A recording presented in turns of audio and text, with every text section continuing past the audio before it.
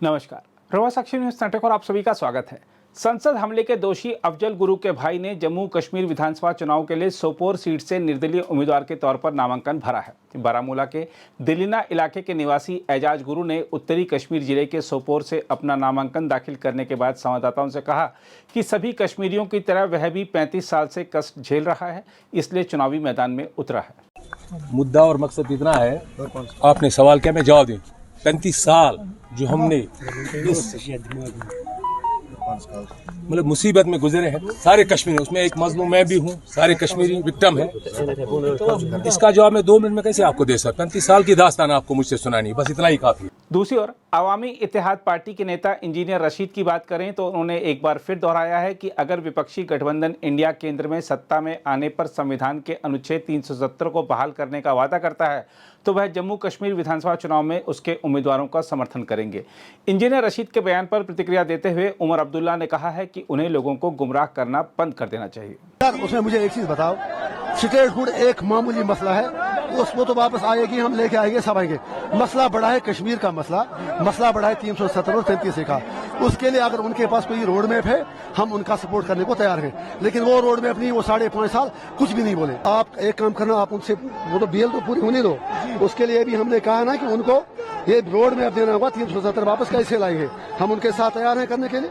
वो चैलेंज किस तरह समझते हैं? अगर वो तिहाड़ जेल खुद जाएंगे? अरे बेटा एक मिनट, चैलेंज क्या, आसमाना चुप करो, ये कौन सा चैलेंज है? वो बेचारा तो मेरे से 2 लाख वोटों से हार गया, वो क्या चैलेंज मुझे देगा? उसको आज अपनी टोपी उतार के कहेंगे मुझ सुहा का नजार पर मैं टोप छाते है, पहले वो कश्मीरी करना सीख ले, फिर बता दे। अगर सच बोलना सेपरेटिज्म है तो we are proud of to be separatist. एक मिनट, दूसरी बात, ऐसा कह के उन वोटरों की ऐसा करके दिल्ली को सोचना चाहिए, अगर इंजीनियर रशीद के साथ सेपरेटिस्ट वोटर से तो फिर हिंदुस्तान के साथ यहाँ कोई नहीं है। तो ऐसा लग रहा है आप साउथ पे ज्यादा फोकस कर रहे हैं आप। सर यहाँ इलेक्शन, साउथ तो मेरा नहीं है क्या?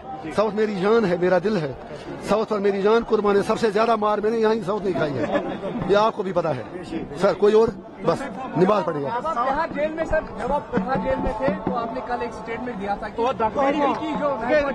कोई आदमी वहाँ पे भेजा था पैसे, तो आपने बोला मैं फाइट नहीं रहूंगा। नहीं अभी ना, वो थोड़ा मैं ऐसे बता दूंगा, सब्र करो, बता दूंगा। शुक्रिया। ये रोड मैप आपकी, मेरा रोड मैप आपके सामने है। हवाओं से नहीं, जबानी बातों से नहीं, मंशूर के लिखने से नहीं, कुर्बानी देने से मसले हल होंगे। बीजेपी के हाथों कश्मीर को बहुत नुकसान का सामना करना पड़ा है। जम्मू में, कश्मीर में, हर तरह आप देखें तो लोग मायूस हैं, परेशान हैं।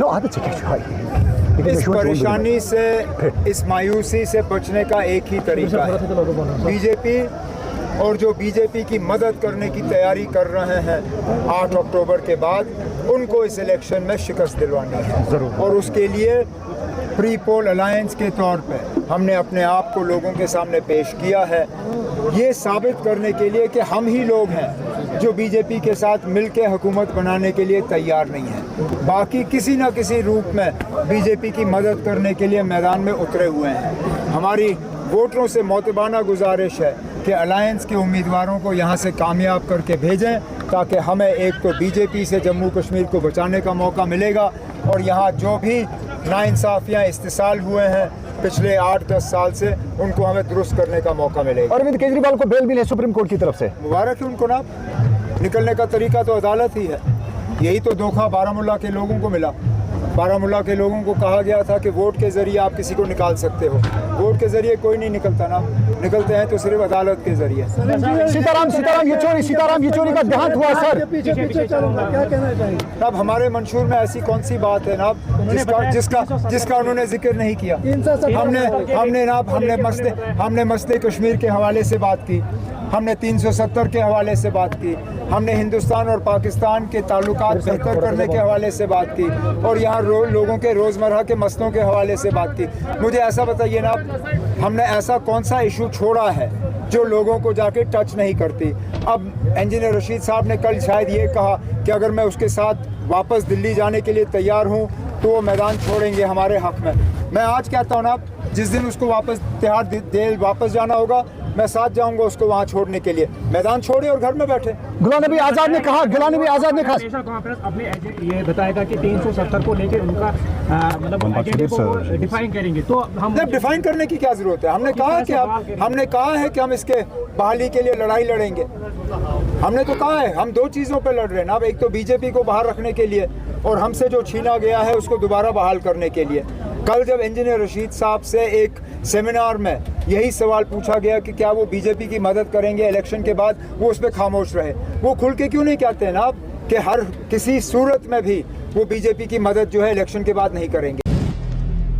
अगर आप भी लेना चाहते हैं देश दुनिया की तमाम जानकारी तो आज ही सब्सक्राइब करें हमारे चैनल को। साथ ही नीचे दिए बेल आइकन को जरूर दबाएं ताकि हर अपडेट आप तक पहुंच सके।